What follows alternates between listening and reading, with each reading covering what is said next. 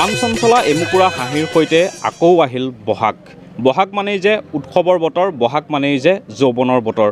আৰু এই বহাগত গ্ৰাম্যাঞ্চলত বিশেষকৈ জীয়ৰী বোৱাৰীসকলে হাতত জেতুকা লগোৱা যি পৰম্পৰা, সেই পৰম্পৰা বৰ্তমান সময়ত আমি দেখুৱাবৰ বাবে নগাঁৱৰ ৰাইডুঙিয়াত উপস্থিত আছোঁ। আৰু আমি পৰিৱেশ ND24 দৰ্শকসকলক দেখুৱাইছোঁ বাৰীৰ ঢাপৰ পৰা জেতুকা তেওঁলোকে ছিঙি আনি এনেদৰে তেওঁলোকে সমজুৱাকৈ তেওঁলোকে যি বিহুৰ আগত জেতুকা লগোৱা যি পৰম্পৰা, সেই পৰম্পৰা ইয়াত দেখিবলৈ পোৱা গৈছে। আমি এই মুহূৰ্তত ND24 দৰ্শকসকলক পোনপটীয়াকৈ সামগ্ৰিকভাৱে পৰিৱেশ দেখুৱাইছোঁ আৰু আমি তেওঁলোকৰ মনৰ অনুভৱ জানিবলৈ বিচাৰিম। কিন্তু যিহেতু বিহু বুলি কোৱাৰ লগে লগে গ্ৰাম্যাঞ্চলত এক সুকীয়া পৰিৱেশে বিৰাজ কৰে আৰু চৌদিশে কেৱল ঢেঁকীৰ গুমগুমনি আৰু ঢোলৰ শব্দৰে মুখৰিত হৈ পৰে। আমি পোনপ্ৰথমেই এইটো যদি বিহু হয় তেতিয়াহ'লে বেছি ভাল হ'ব। হয়।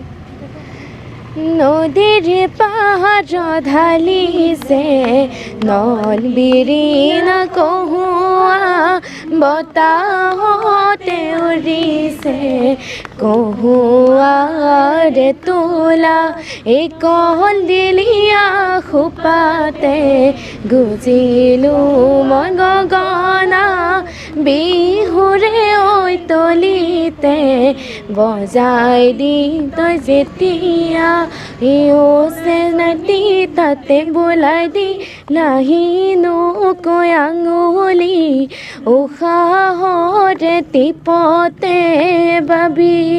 ধন্যবাদ। এই হৈছে স্বাভিমানী অসমীয়াৰ বিহু। আৰু মই আপোনাৰ ওচৰলৈ আহিছোঁ, এই যি পৰম্পৰা আপোনালোকে ধৰি ৰখাৰ যি চেষ্টা কৰিছে, সততে এই পৰিৱেশ কিন্তু আঁকিবলৈ পোৱা নাযায়। আপোনালোক একেলগ হৈছে আৰু কেনেধৰণৰ প্ৰস্তুতি আপোনালোকে চলাব? হয়, আমাৰ বিহুৰ প্ৰস্তুতি চলি আছে। যিহেতু আমাৰ বহাগৰ বিহুটো আমি খুবেই আমাৰ আপোন হয়, আমি বহুত দিনৰ আগৰ পৰাই প্ৰস্তুতি আৰম্ভ কৰিছোঁ আৰু সকলোৱে আমি মিলি এনেকৈ প্ৰত্যেক বছৰে আমি এনেকৈ গাঁৱৰ ছোৱালীখিনি মিলি জেতুকা পিছোঁ, পিঠা বনাওঁ, ঢেঁকীত পিঠাগুড়ি খুন্দো, এনেকৈ আমাৰ পৰম্পৰাবোৰ চলাই গৈছোঁ আমি আৰু আগলৈও আমি চলাই যাম এনেকৈ। সেইখিনিয়ে আৰু।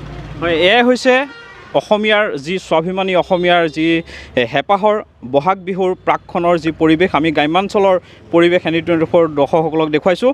মই আৰু কথা পাতিম, আপোনাৰ ওচৰলৈ আহিছোঁ, কেনে অনুভৱ? খুব ভাল লাগিছে। যিহেতু বহাগ বিহুটো বুলি ক'লে আমাৰ মানে মনটো বহুত উখল মাখল হৈ থাকে। বসন্তই যেনেকৈ সকলো দিশত নতুন নতুন বতৰা লৈ আহে, আমাৰো সেই মানে এটা নতুন আশা যে নতুন বছৰটোত কিবা নতুন ভাল হ'ব। মই আপোনাৰ ওচৰলৈ আহিছোঁ, কি ক'ব? সকলো একেলগ হৈছে, এই যিটো পৰিৱেশ সঁচাকৈ এক নান্দনিক দৃশ্য, যিটো পৰিৱেশ আমি কেৱল গ্ৰাম্যাঞ্চলতহে আমি দেখিবলৈ পাইছোঁ, কি ক'ব? নমস্কাৰ, বহুত ভাল লাগিছে। তাৰপিছত আজিকালি প্ৰজন্মৰ মানে বিহুৰ প্ৰতি মানে উৎসাহবিলাক নাইকিয়া হৈ গৈছে। আমাৰ মানে গাঁও অঞ্চলৰ ডেকা গাভৰুবিলাক এনেকুৱা মানে আমি একেলগ হৈ মানে জেতুকা পিচিবলৈ পৰম্পৰাটো মানে ৰাখিছোঁ আৰু। এয়াই হৈছে অসমীয়াৰ পৰম্পৰা। আৰু বহাগ বিহুৰ প্ৰাকখনত এনেদৰে দেখিবলৈ পোৱা গৈছে, এফালে যদি ঢেঁকীৰ শব্দৰে মুখৰিত হৈ পৰিছে, তাৰ সমান্তৰালকৈ দেখিবলৈ পোৱা গৈছে জীয়ৰী বোৱাৰীসকলে এনেদৰে বাৰীৰ ঢাপৰ পৰা জেতুকা তেওঁলোকে ছিঙি আনি সমজুৱাভাৱে তেওঁলোকে এই যি জেতুকা লগোৱা যি পৰম্পৰা, সেই পৰম্পৰা তেওঁলোকে ধৰি ৰখাৰ চেষ্টা কৰিছে। আৰু এনেদৰে দেখিবলৈ পোৱা গৈছে বহাগ বিহুৰ প্ৰাকখনত প্ৰতিটো প্ৰান্তৰ সমান্তৰালকৈ নগাঁও জিলাৰ পশ্চিমাঞ্চলতো এনেদৰে গাঁৱৰ জীয়ৰী বোৱাৰীসকলে যি পৰম্পৰাগত যি ৰীতি নীতিৰে তেওঁলোকে বহাগক আদৰাৰ চেষ্টা কৰা দেখিবলৈ পোৱা গৈছে।